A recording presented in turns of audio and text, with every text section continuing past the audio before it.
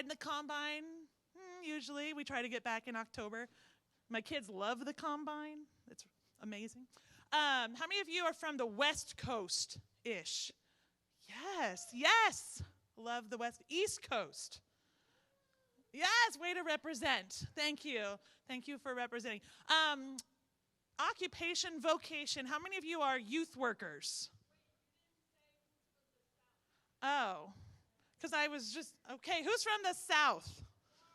Oh, see, I would say that's East Coast, I guess, but okay. Thank you. So sorry, like youth workers or education, like K through 12, basically. Excellent. Pastors? Thank you. Any deacons or deaconesses? Those are always excellent. Yes. Thank you for being here. You missed my epic intro. I was like, my co-presenter is so hard to work with. We're in such conflict. She didn't even show up. No, I'm just kidding. No, I'm here. I know. I just had to go to the bathroom. I was stalling. And now I will cease to stall.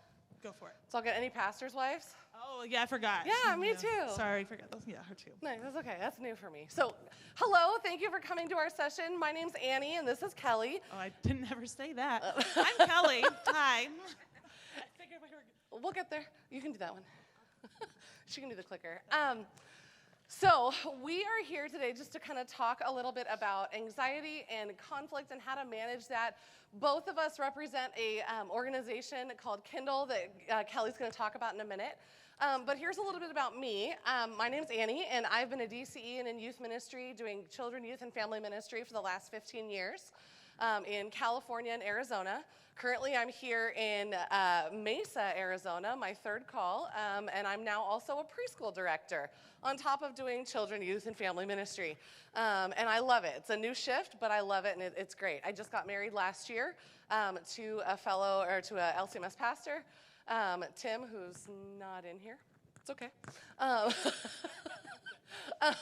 And then I did Kindle. I was a classic associate from 2016 to 2018. I love art. I do a lot of art. I love trivia. I don't know, what else do I love? Reading, movies, sharing Jesus. Kelly's my best friend.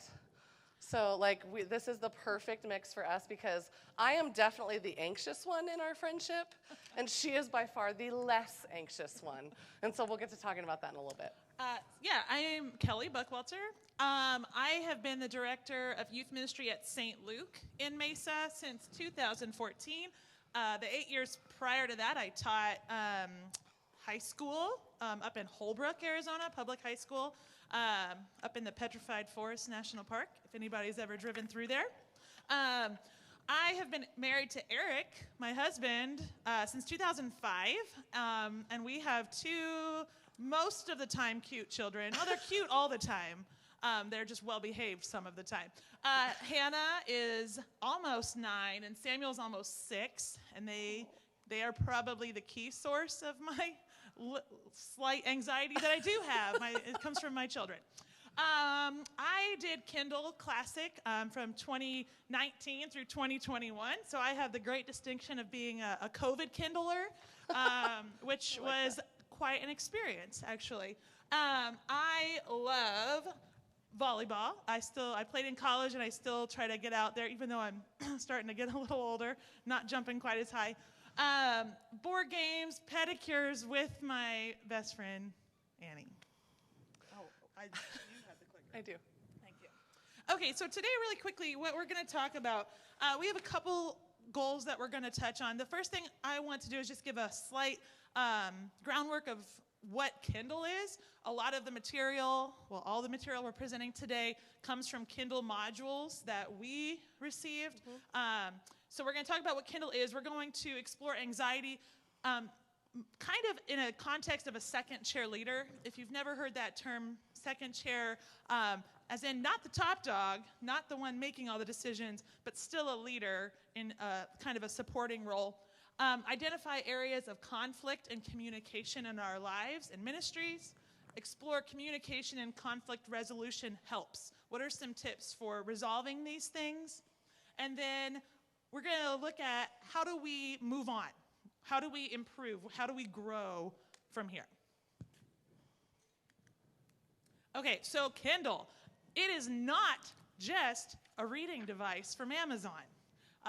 Some people are like, what? Kindle? That's what I read my books on. So Kindle stands for the Karpenko Institute for Nurturing and Developing Leadership Excellence, which is quite a mouthful.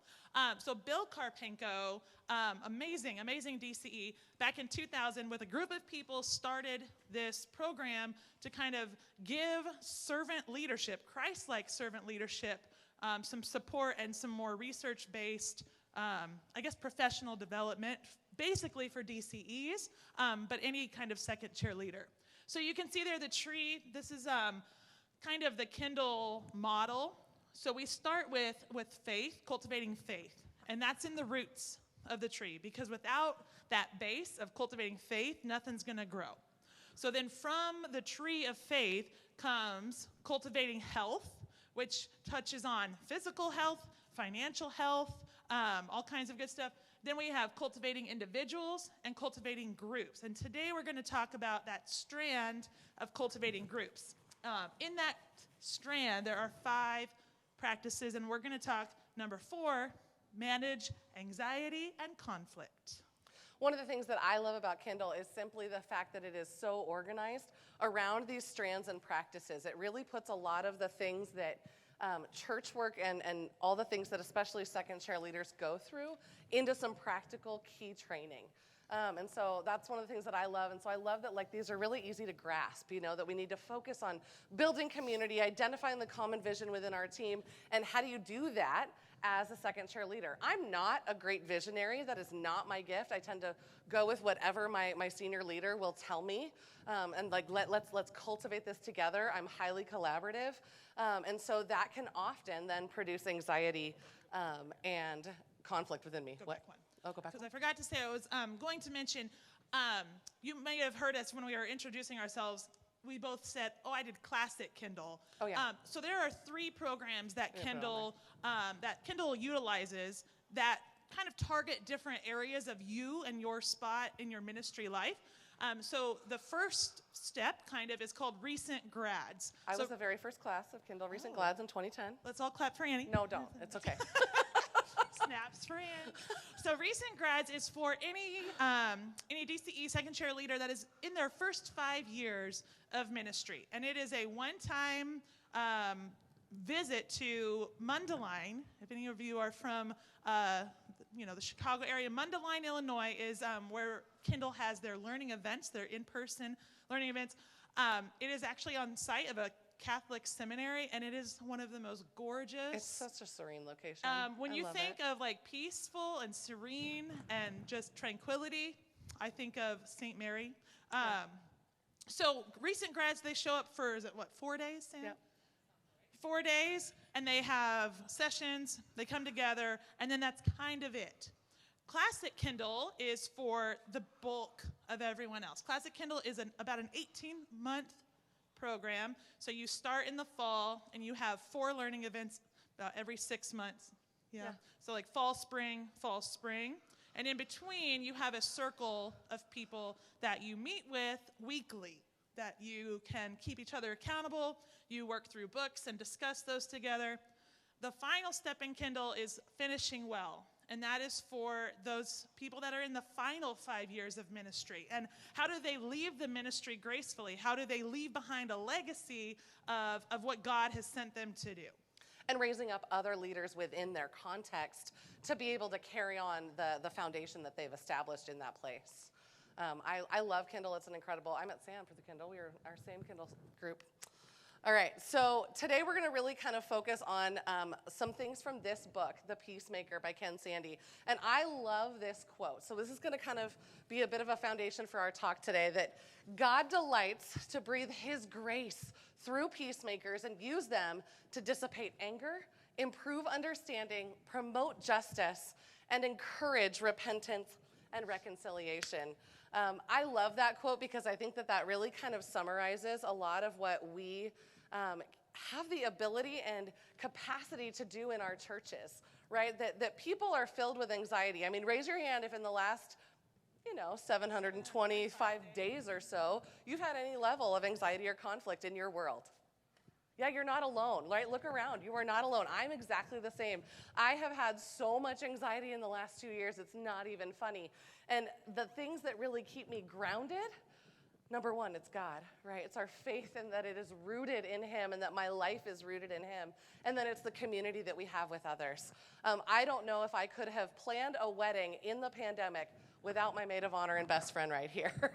Like, we kept each other sane through that season of that just stress and anxiety. And so I love that quote. So much about anxiety is also rooted in systems, right? How many of you understand systems theory? And maybe we were trained of this, and some of this, it might be new to you, or it's just a good refresher. But systems theory, that there's so much that we can talk about with this, just in the sense that a good example of a system is this mobile, right? Mobile, I don't know how to really pronounce it, but if you think about it, every piece is tied together, and they have different roles, but they all go in a different direction sometimes, right? If you think of like a mobile around like a baby's crib, right? It kind of moves in sync with each other, but sometimes it doesn't have to. Or wind chimes. Those are all examples of systems, right? It's all based on the influence with which it moves, right? And there's so much there that there's a ripple effect. And so when there is an anxiety inducing event, or someone that holds chronic anxiety or any level of anxiety, and we'll get to talking about that too, that can cause a ripple effect in your organization, right? So you've got your family as one system, your church staff is another, your school staff is another, right? I've got all three, and so those are different systems that we've got to manage what that might look like, simply to manage the anxiety in our world. Okay, so quick overview of systems thinking, that relationships exist among discrete parts, right? Meaning that they are, you've got real individual relationships, but it's still about a part of the whole, right? And things don't exist independently, but only in relation to something else. The whole cannot be understood simply by understanding each part. It's different. And things only function as they do because of the presence of one another, and nothing is influenced in any one direction, right? You're influenced all over the place. I mean, raise your hand. We'll do a lot of these then. Raise your hand if you are constantly spinning multiple plates a day in your role. You know, I am too. Like, I'm spinning my youth ministry plate and my preschool plate and my leadership plate, my pastor's wife plate, right? Like, all those things are all tied together in your system. And each part contributes to what is happening. That's part of what it means to be a team, right? That each part contributes and collaborates together. And change in one part can produce change in other parts. I've only been a preschool director for the last 6 months. So this is my first school year in that role in this system. And so me plopping in July completely upended the rest of the system of our preschool staff. And so they had to learn my leadership style, and I had to learn who they were, right? And there has been constant adjustments and figuring out what is that like, because there's been a change in one of those systemic parts. The interactions between different people are super critical, and relationships are not merely interesting, but that's all there is, right? That we have the relationships with one another, and that's what makes up a system. Systems are complex, they are complicated, and no any one system is exactly alike, right? All right, let's talk about anxiety. That's fun. It's a fun topic. So the first thing that I think it's the most important thing to say, is that anxiety is natural. It is in our lives. It is not something to feel shame or guilt about. It just is. It's a basic human emotion. We have happiness, we have sadness, we have anger, we have anxiety.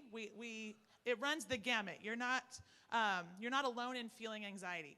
And there's kind of three main categories then of anxiety. So we start with ordinary. And ordinary anxiety is just anxiety that just is in your everyday life. It just travels through your day with you. So it could be a traffic jam on the 202 as you're driving to best practices this morning. It could be a big test if you are a student. It could be a big test that's coming up. Could be, oh gosh, I have this appointment and I'm running late, something, It's always when you're running late that things go wrong. Like all of a sudden I have to open a new gallon of milk and that takes that extra 2 seconds to open and now I'm late. It could be getting ready to speak at a big conference in front of people. So that's ordinary anxiety. It kind of is just a low level, humming right along. So then we move on to, we have acute anxiety. And acute anxiety is generated by a true crisis or trauma. Something causes an uptick in your anxiety. It's time-bound, meaning it's probably going to spike, but then it's going to come back down to the old normal or a new normal will be created. And it's also situational. It is caused by something. And then that leads then into sometimes can lead into chronic anxiety, which is habitual and it will not go away.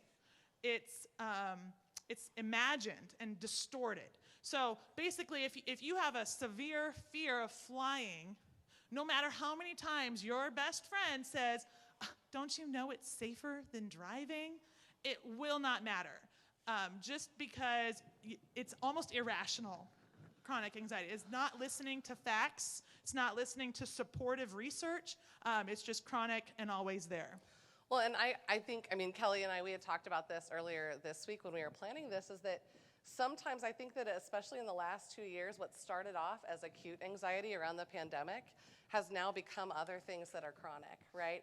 Now, neither one of us are licensed counselors or therapists, and so we're not really going to go into some of those deeper things when it comes to anxiety, but anxiety is also just simply the stress of life, right? Kind of like some of the ordinary stress can manifest in anxiety that then creates that ripple effect of anxiety in others. Yeah, for example, if you are working at a company, most of us are church workers, and so this is, hopefully, although in the last 2 years it may have become the case, if your company is experiencing an economic crisis, your acute anxiety of being laid off or losing your job might spike up, and hopefully then the things will turn around, right? And it will go back down, and you will no longer feel that anxiety. But in the last 2 years, we've all heard the stories of countless small businesses and businesses that acute anxiety, it just never went back down, and it just stayed. And a lot of it is still at a chronic level of anxiety. So anxiety then can exhibit itself, can manifest itself in a lot of different ways.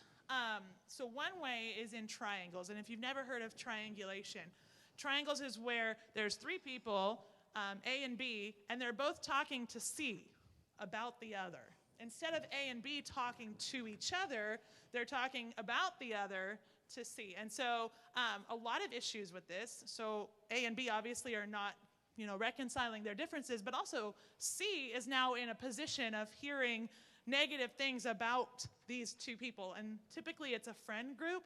And so it's just not a great situation for building community, for, making relationships better. Well, and I feel like sometimes our churches can be breeding grounds of triangulation unintentionally, right? As leaders, how often do our church people triangulate us against another staff person or against another church member? You will never believe what right, so-and-so exactly. did. And so, to be able to effectively communicate with them, to be able to say, I need you, practice Matthew 18, right? I need you to go and talk to that person. Don't come and talk to me about it until you've talked to that person. I tell my high school students that all the time because they will complain. We're right in the middle of National Youth Gathering planning. I'm about to tell them what their hotel rooms are. And I am preparing for the triangulation between my high school girls because they're not going to want to room with who I think that they need to be rooming with or whatever. And so, I'm preparing to say, let's all talk about this together. And it's all about communication, which we'll get to. Keep going. This kind of leads then into secrecy, where you have those that are in the know and those that are not. And you have that clique group where there's 2 distinct groups. And those that are on the outside are going to feel extreme anxiety. We have a lovely acronym. How many of you would self-diagnose yourselves as suffering from FOMO? No. Oh, do you know what FOMO is? Fear of missing out. I have major FOMO. I always want to be right where the action is. I want to know what everyone else knows. I want to play every game. That's why she had to be first in yesterday, right? Yeah, up here. front row. I was in the front row yesterday because, otherwise I might miss something. So those that are on the outside of the knowledge have that anxiety of, well, why am I not in the in-group? Why don't they like me? We see that a lot in youth group, where there's always that clique of kids that are sitting, and then they laugh really loud, and everybody else says, oh, what are they talking about? Anxiety. See, sabotage, just like it sounds, when someone, whether unknowingly or knowingly, attempts to completely derail whatever you're working on because of their anxiety about what you're trying to do. Over-focus on the lowest or the highest in the system, kind of to the extremes. We see this a lot with children going through where their parents are in a divorce situation. They take on all the emotions of the parents, and those are adult emotions manifesting in kids that aren't quite equipped to handle those emotions. Black and white thinking is also kind of a result of anxiety. There's no alternative. There's no room for creativity. It's either this or this. I don't have any other choice. I can't think of a better solution. Well, yeah, and anxiety can kind of stymie our creative problem solving, right? Oh, yeah. Yeah, if you're looking at a problem and your brain kind of locks, it kind of freezes into one solution. I do that. And then blaming and scapegoating obviously go together. We don't always like to take the blame for things that even might be our fault. So we try to find, well, it was this person did this and that's why it happened. Or, well, the circumstances were this. And so we try to find excuses. We try to find ways to pass off that blame. And then finally, sometimes it might lead to just resource farming. We might try to collect all the data. We're going to try to find all the supporting documents that we can to support what we believe. I think we see this a lot right now with COVID. You can find an expert to tell you any opinion. No matter what your opinion is, you can probably find somebody on Dr. Google to tell you what it is. And so we have to be very discerning and careful with how we find those resources. Otherwise, they'll just feed more and more into that anxiety. Okay, so what I want you to do is just we've talked a lot, so we're going to let you guys kind of to process a little bit. I want you to take a couple minutes, think about where do you see anxiety? Oh, there's a fun little, that too is weird. Sorry. Anyway, that's right. Where do you see anxiety showing up in yourself or on your staff or in your organization? Which one is it? Is it ordinary? Just kind of, just always there? Is it acute? Is it chronic?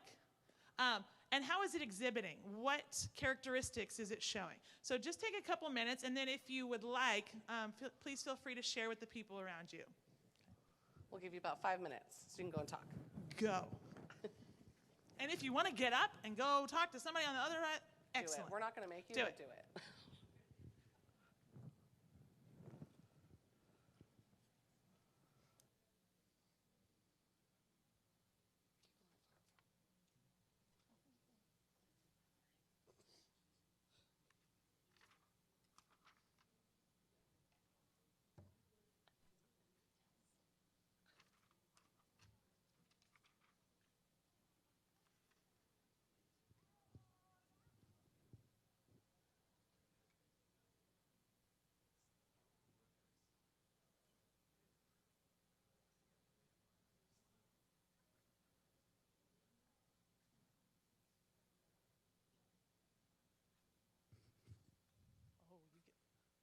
Yes, sir. I have Parkinson's.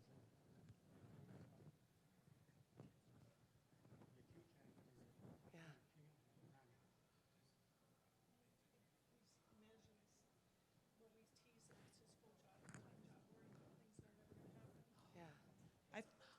I think it is that. So the comment up here was sometimes it can become a full-time job to worry about scenarios that are never going to happen. And I think that is almost the human condition. What can go wrong? And you can spiral off into millions of scenarios. Oh, yeah. Yeah. Yeah. Yeah, I tend to catastrophize a lot. Catastrophize? That's my new word this Catastrophize. week. That like I will just take it from 1 to 100 and I will blow it out of proportion. And then I'm like, okay, wait, I need to ground myself and remind myself this either isn't about me or it is about me and I need to accept responsibility. Or let's talk about why it bothered me so much. And leaning into what you're feeling through anxiety, like it can really help so much of the, okay, let me think about why am I feeling this way? Why is it bothering me? Go back to the why. So, anyone else want to share their thoughts as you were chatting with your neighbors nearby? Yeah, how you communicate too, yeah. So kind of moving on, we're going to shift a little bit to conflict because anxiety can, by nature, in systems, cause conflict, right? And so these are kind of the 4 primary causes of conflict that Ken Sande's book really goes through. Misunderstandings that result from poor communication. I've been married for literally 13 months, and every single fight my husband and I have resulted in us poorly communicating with one another and just learning how the other communicates, right? And so I think that also translates in our churches, that when we are not clear in our communication, that can create conflict and thus it creates anxiety.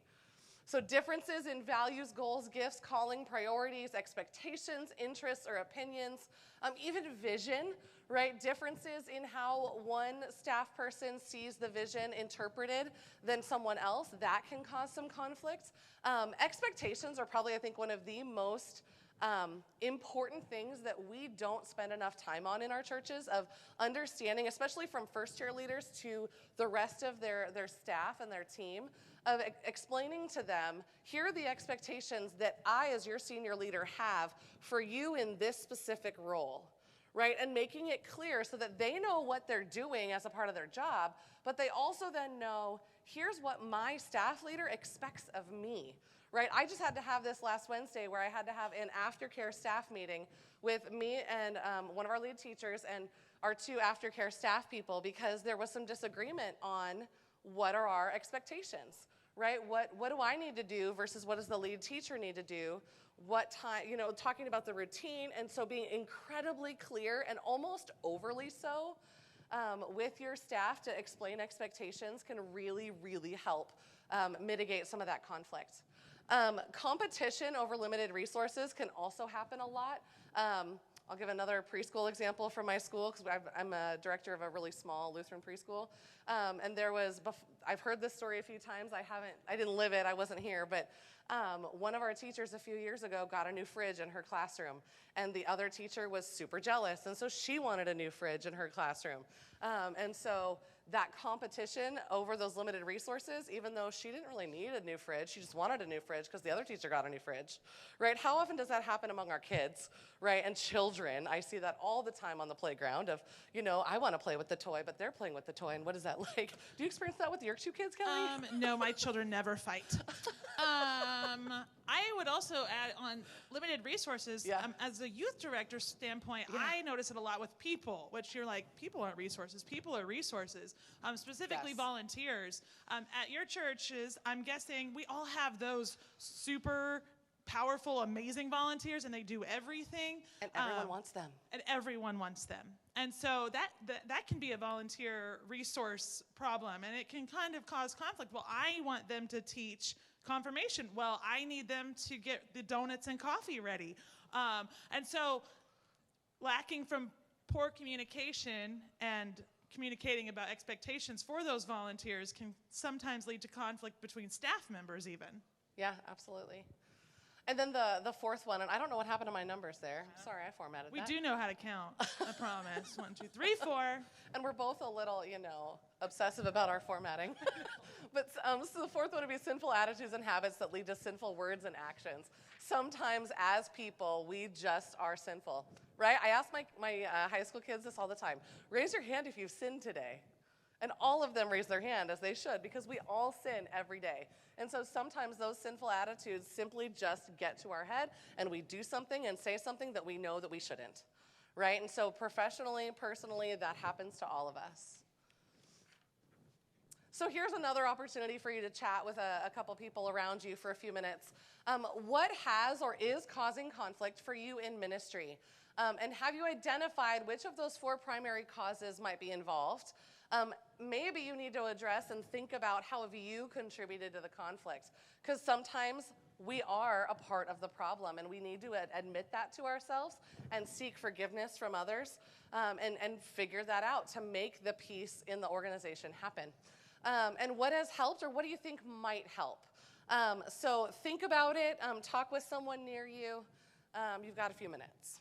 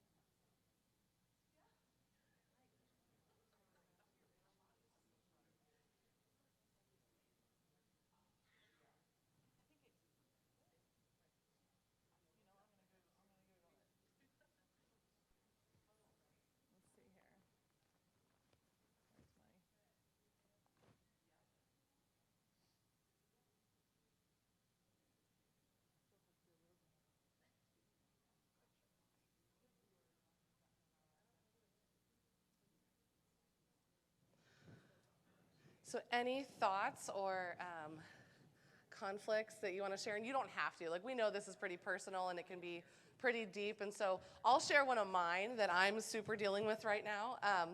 And this is more a systemic staff issue. Let's put it that way. I have one of my aides who is constantly competing with one of the lead teachers, and that she just thinks that because she's older and has had different experience, not more experience, but different, that therefore that makes her a better teacher than the lead teacher who has multiple degrees and lots of years herself. And so it's just these two personalities that kind of don't mesh. I would hate to think what would happen if I ever put them in the classroom together. They're in separate classes for a reason.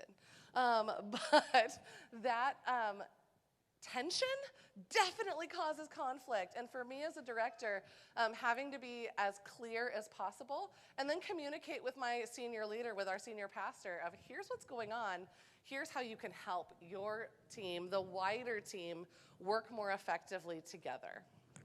So, I mean, it's definitely, I love these questions, and especially the third one of how have you contributed to the conflict? Because so often I think that we think that we're above the conflict, when often we haven't.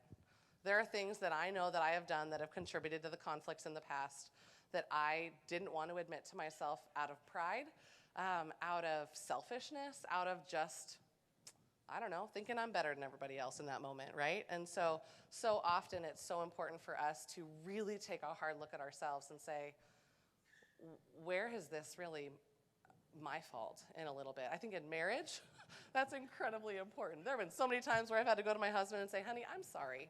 I did not do this well. Please forgive me. I hope you still love me. And of course he says, of course. That's marriage, Yeah, right? what else is he going to say? Of course.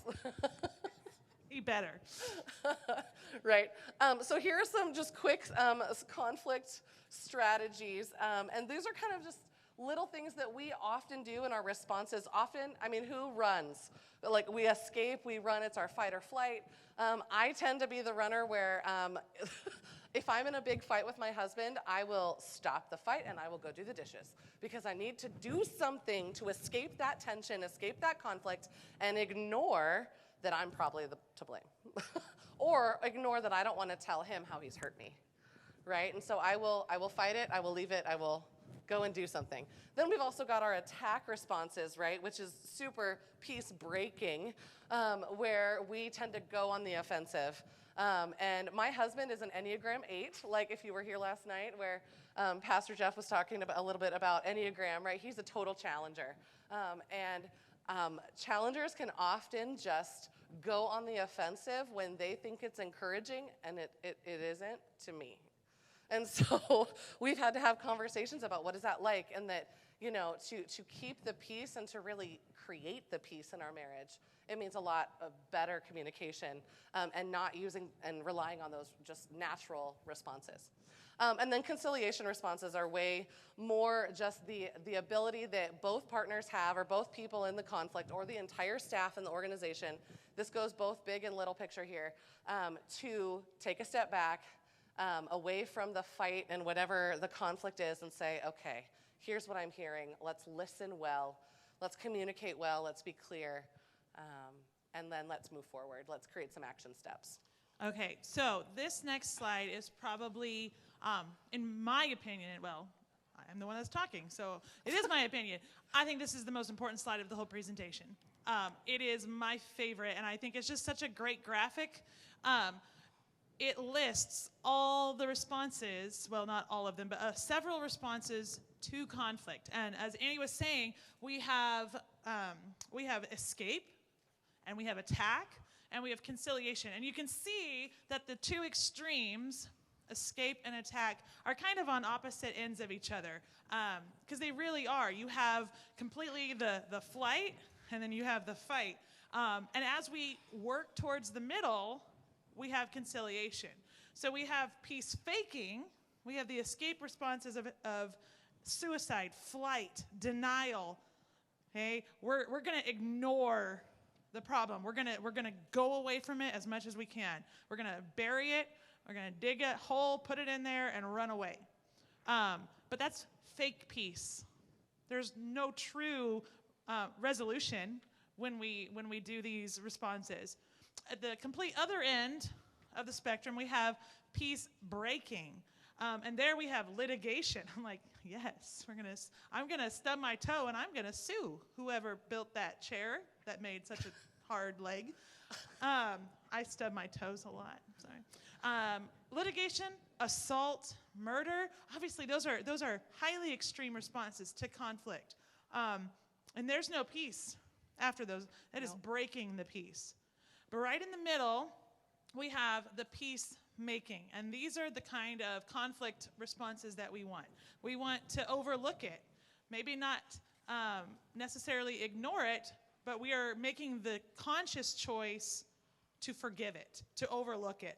Discussion, negotiation, mediation, arbitration, and church discipline. That's what the CH stands for, church discipline, as in go to the church, take it to the church, okay? So the best way that I love this is because even if you let me back up. When you have a conflict, your gut reaction is your reflex, right? Your instant response is going to be to go to one of these extremes. We immediately start. But when we can temper in reason, when we can stop and think about our response a little bit, we can inch our response and our reaction back to the middle. So even though your first gut instinct is to go, escape or to go attack, when you put reason in, when you stop and think about it, then we get to move towards the middle and find one of those more effective reactions. Let's skip this. Okay. I love this quote. So it says, I've never met a non-anxious person. Okay. If you would say that you have no anxiety in your life, great. That's awesome that you feel that way. You're probably lying to yourself a little bit. I would be one of those people. I wouldn't say I have no anxiety, but I was talking to my sister a couple days ago, and she said, what are you talking about? I was like, oh my gosh, can you believe I have to talk in front of... She goes, what are you talking about? I said, managing conflict and anxiety. She goes, have you ever been anxious a day in your life? And I had to think about it, actually. I am a fairly optimistic, almost to a fault sometimes, person. I tend to be a duck, and I just let stuff run off, which can lead to its own set of anxieties honestly. But I am still anxious. I have anxieties about certain things. The goal is to be less anxious. The goal is to always be easing the anxiety in your life. No matter the level it is, the goal is to bring it down. Yeah, so when I was on my internship, long time ago, my internship supervisor, or one of my mentors, had really told me, the goal in youth ministry is not to be without anxiety, right? The goal is to be the less anxious presence. If you work every day at being a little bit calmer every day for your students, that can mitigate their anxiety, right? So now it's my goal on Wednesday nights when I have youth group, because, let's not sugarcoat it. Our kids are going through an incredibly anxious time right now. Suicide rates are rising, anxiety rates are rising, stress is rising. All of them, they don't necessarily know how to handle any level of stress, anxiety, or fear. Right? They don't know what fears are real and what is perceived by the media, and they just don't know. And so for me, my goal is to go into my youth room and simply be a less anxious presence. Doesn't mean I'm perfect. Doesn't mean that I have no anxiety, because there are some days like this last Wednesday that I was a hot mess. There is so much stuff going on that is external anxiety and stress for our school that I didn't know how to manage. I didn't know how to do it, and it's been a really weird week. And so it's one of those things where I had to kind of tell them, you guys, it's been a weird week. I'm stressed. Let's all calm each other down, And so in a sense, it was one of those things where just reminding them and being real with them was super duper powerful for them. To let them know it's okay to be anxious, but it's not okay to be up here all the time. Let's bring it down a notch and let's talk it out together. And then we prayed about it, and all of us felt better, right? Because Jesus does that, right? So kind of a few other strategies is that just reminding yourself that between the stimulus and the response, there's a gap, right? So take the time to make the most of that gap, right? So between stimulus and response, there's a space, and in that space is our power to choose our response. I love that quote because I think it just simply reminds us to take a pause. In preschool, one of the things that I love, and I think this is so universal, not just for 3-year-olds, but even for 37-year-olds or 67-year-olds, right? That there is a power in the pause. What I did with my preschooler last week, I had one little 3-year-old who was super duper melting down. And he's been consistently having meltdowns, and we're kind of working towards why that is. But one strategy that his teacher came up with was, let's go take a walk. Okay, and so while the other kids were in the classroom with the other teacher, she took him out of the classroom and just walked up and down the hallway to give something to the other teacher. And that moment of that pause calmed him down and then helped him to think through why he reacted the way that he did and how did he want to move forward. Within giving choices to here are your choices, you can stand here, you can sit here, and that's your choices for moving on. And so I think that for us, taking the pause, taking a walk, if there's anything I learned in the pandemic, it's how much I love to walk around my neighborhood. And I need to do that more, especially when I'm anxious, when I'm in conflict, when I don't know how to respond. It's better to pause and to wait than to jump into a reaction without truly thinking it through. Have any of you teachers ever heard of the purple folder?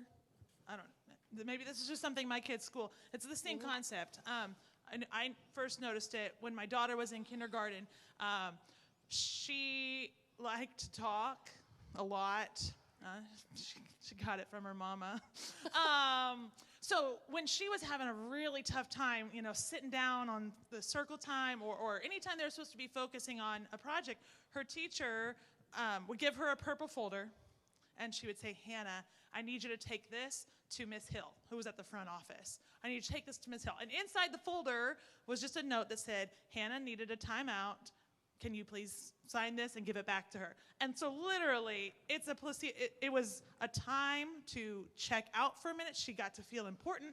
She did not feel belittled by, this teacher saying, Hannah, be quiet. We're trying to learn. She got an important task from her teacher, which made her feel empowered. She got that little bit of time out, like Annie was talking about, a little change of scenery, a little physical activity to kind of draw it back in. And then she came back in the classroom and she sat down and she was ready to learn again. So finding those ways with your students, with your maybe your adult Your staff staff, members, yeah. whatever whoever your customers are, finding ways to flip their script a little bit is super important. Yep.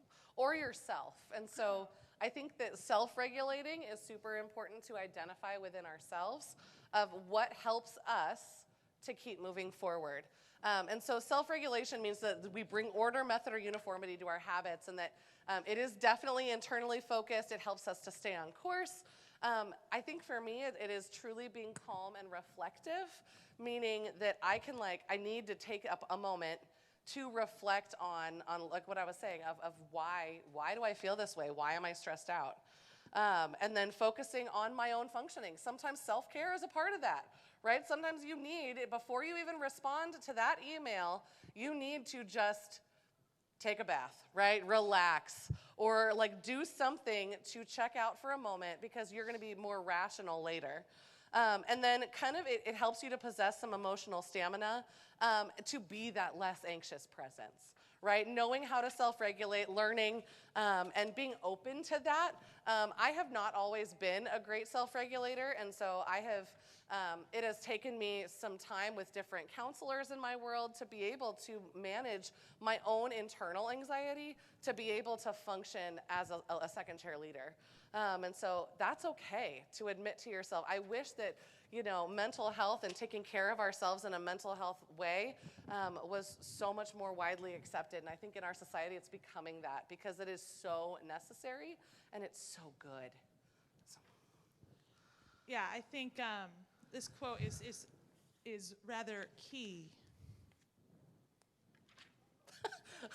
No one laughed at her. See, it's the key. Thanks. Those of you that chuckled, I appreciate You like it. puns. I do like puns. Anyway, rather than focusing upon others, leaders are challenged to focus upon self-care and self-expression as the keys to their influence upon the functioning of others. How many of you have heard that expression, put your mask on first? Not the COVID mask, oxygen mask. When you're flying in an airplane, right? If you've ever flown with small children, the flight attendant, that's like one of the first things they say is make sure you put your mask on first, then help the others. We cannot pour from an empty bucket. Nope. We have to have our own needs met before we can assist the needs of others. And that's really key to remember. I think it's very easy to forget. And even when we don't forget it, we don't always do it. Yep. I think we're in the business of self-sacrifice.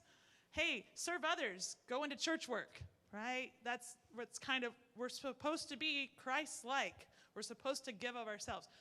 But we have to be filled with God first. We have to take the time to fill ourselves first if we're going to, and I love that, functioning of others. We have to help others know how to function, so we need to function ourselves first. So obviously with our professional and home life, there are often connections. And I just really felt like this was pertinent to my world, both as a pastor's wife and as a church worker. My husband and I serve in two separate congregations, and so we're not on the same team. And so there are often connections between our ministry conflict and our home conflict. Sometimes there's stuff going on at home that I'll bring to work with me unintentionally. Right, or vice versa. And a lot of those anxieties and conflicts, they can bleed into one aspect or the other. And so two kind of ways that, as Kelly and I were really talking about this, the 15-minute timer idea came to mind. Excuse me. And I got this actually from a pastor I used to work with, that when he comes home, he and his wife have 15 minutes each to talk about the conflict of their day, the stuff that really bothers us. Right, that we want to share, but we don't want to overshare, because in ministry, it's really easy to overshare with your spouse, but you don't want to triangulate them against someone else in your world, so you've got to be careful and discerning.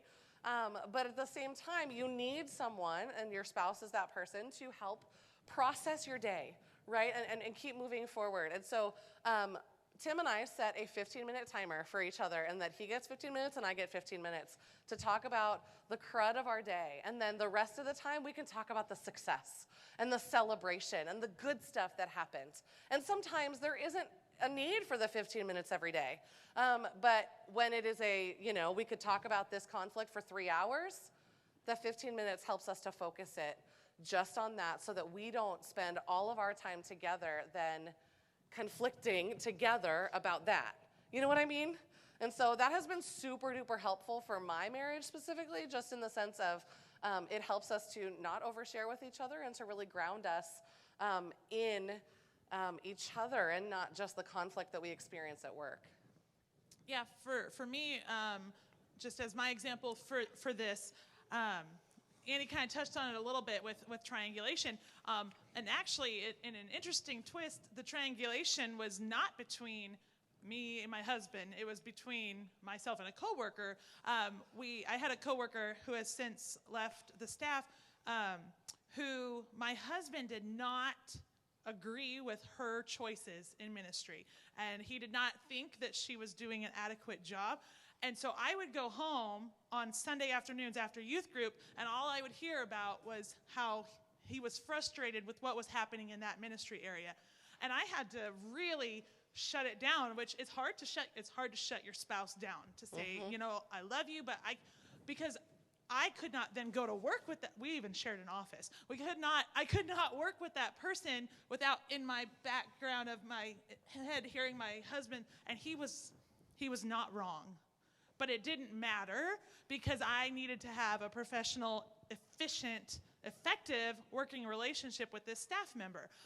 And so sometimes you have to have that hard conversation of, I love you, but I'm going to shut you down. I cannot listen to what you're saying right now. We can talk about anything else, but I can't have that triangulation because it's going to cause conflict. Yeah. We've heard this before. This is the theme of best practices, right? You are not alone. Relationships are key. We cannot overstate it. Connectedness is vital. It is important. There's a reason that the worst criminals are placed in solitary confinement, because it is an extreme punishment. It is not something that we would wish on people. And so connectedness here says to place or establish in relationship. And we always want to be relationally focused. We want to have that community. We want to have that family.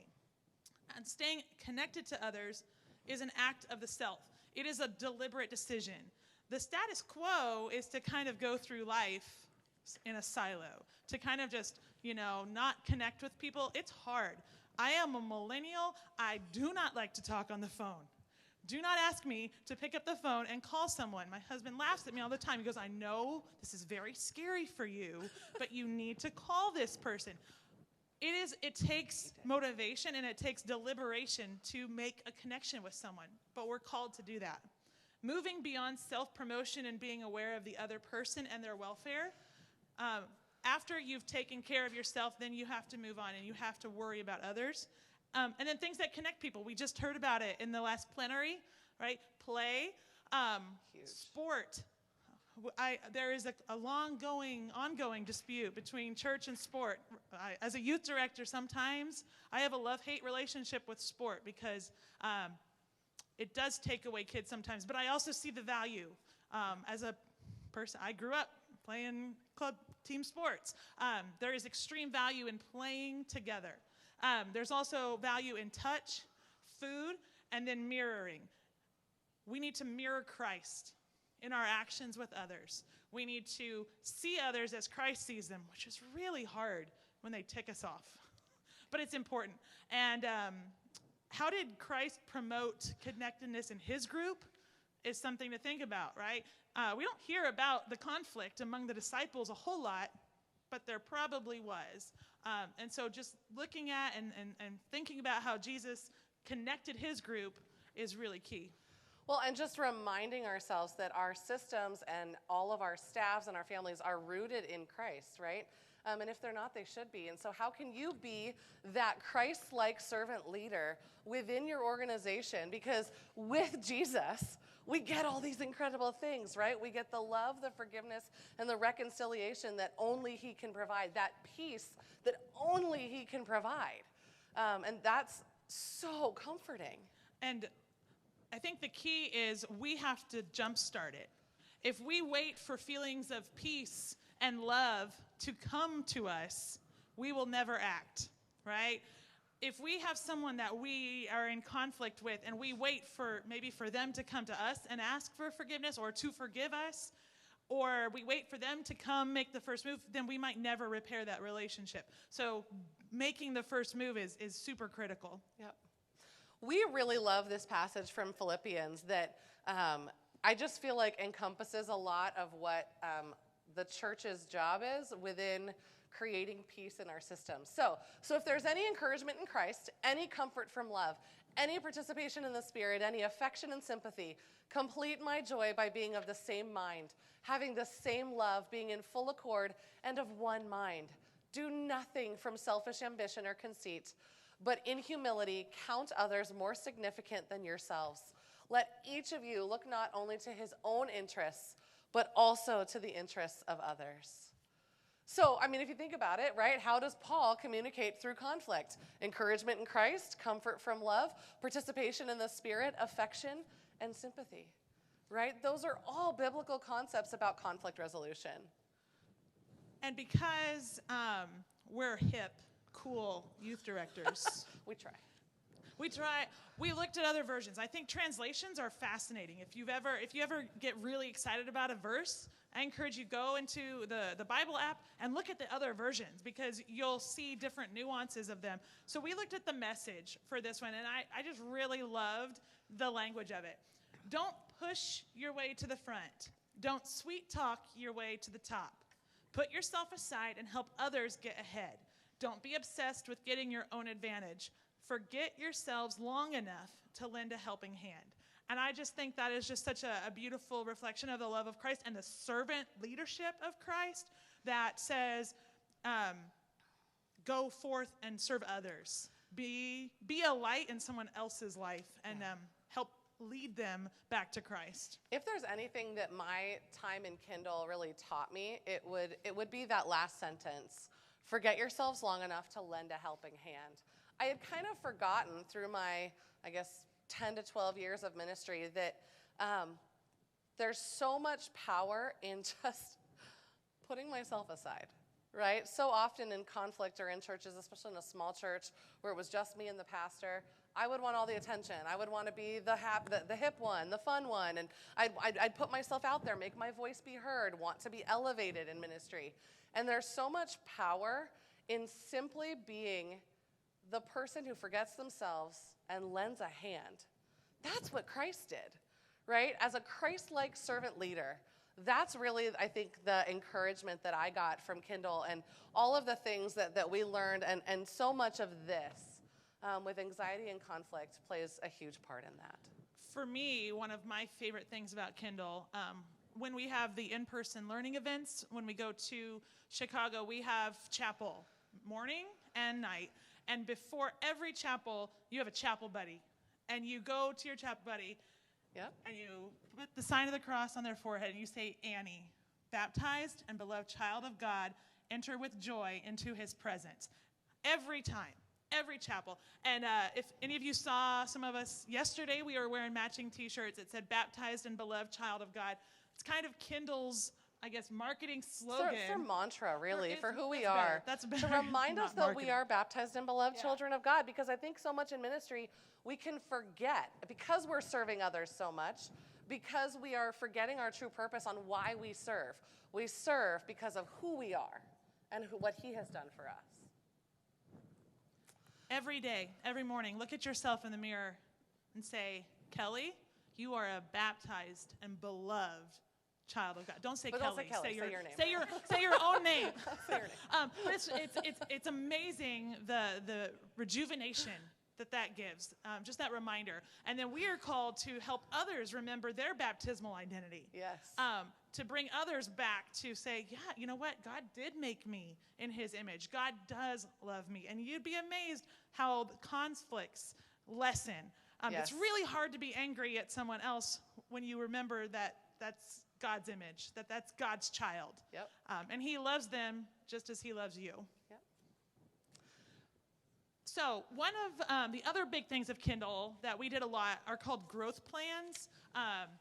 And every cycle, we kind of came up with an element of one of the, if you remember the fruits of the tree, some element of that we wanted to work on, whether that was pray unceasingly or to really dive into scripture on a more regular basis. Or managing conflict and anxiety. Managing That could conflict, be a thing yeah. that you need to work on, and you want to be intentional and create that growth plan for it. Yeah, and so I'm going to go to the next one. something that we would love it if you would just kind of, on your phone, take a note or jot down what 1 or 2 steps are you going to do when you go home to intentionally communicate through the conflict in your life. So often, we come to conferences and they're great and we get, great nuggets of knowledge and we eat lots of good food. And then we go home and we go right back to how things were. So the goal is find one tiny thing to improve the conflict in your life, to make it just a little bit better. Whatever that is. That could literally just be writing someone a note that says, hey, have a great day. Someone that you might be, they don't even know that they're in conflict with you. But in your heart, you have, I'm a little aggravated with you. I'm going to write you a note of encouragement. How did you choose the steps? Because if you don't have a step to do it, it's not right. We've all done that. New Year's resolutions, seriously. Yep. And then have a measurable, have something to help you know. Oh, I skipped one. But anyway, how will you know you're succeeding? Have something tangible and measurable that you can say, okay, check. I love to-do lists. I will make a list right before, and I'll add right before I do it. I'm going to add it just so I can check it off later. Make something that helps you know that you succeeded. And then how will you stay accountable? Who will keep you accountable? Whether that's a spouse, a coworker, a pastor, someone in your church, an elder. Find someone that you feel comfortable going to and saying, hey, at this conference in Phoenix, they told me to make a plan to resolve conflict. Here's my plan. Here's what I'm going to do. Will you help me? So Kelly, you want to be my accountability partner? Definitely. To help me manage some conflict at my school between those 2 staff members? Yes. How would you like me to hold you accountable? Just make sure I set up a meeting with them soon. Okay. When are you going to do that? Next week. I will check up on you. Thank you. See? Easy. Okay. Literally, I actually do want you to will. do that. So here are just some resources. A lot of the content from today's session really came from some of these books and resources. So these are on some of our Kindle Classic Finishing Well and Recent Grad reading lists. And so they're incredible books. I've read a handful of them, not all of them, but one of my favorites is actually Healthy Congregations. And then the one that I actually really want to read next is Leading from the Inside Out, because I have heard that one is fantastic. And so I'm excited to read those. Difficult Conversations is fantastic. I was going to say, I will personally vouch for Crucial Conversations, Yeah. the second one. It's an excellent resource for how do you have those tough conversations that you know are going to be tricky. Yeah, and that you don't always want to have, but you know you need to. That you have to, Yep. but you don't want to. Yep. So if you want to take a picture of that, you can do that. But I'm going to move on as well. Just this last slide is that how do you learn more about Kindle? Take a snapshot of this QR code.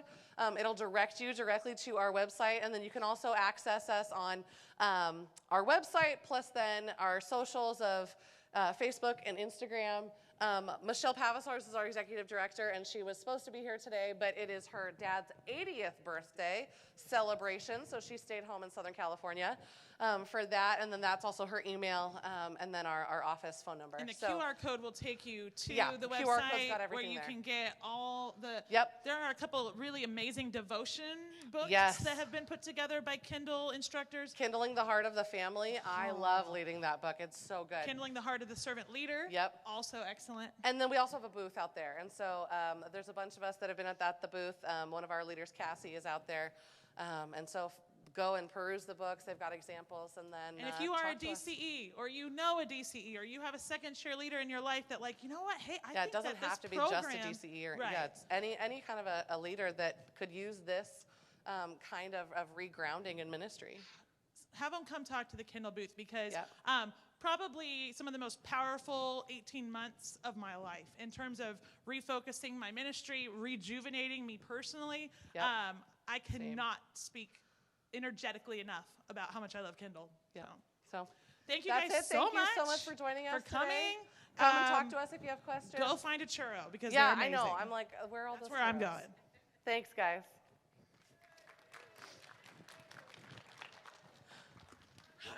Ah.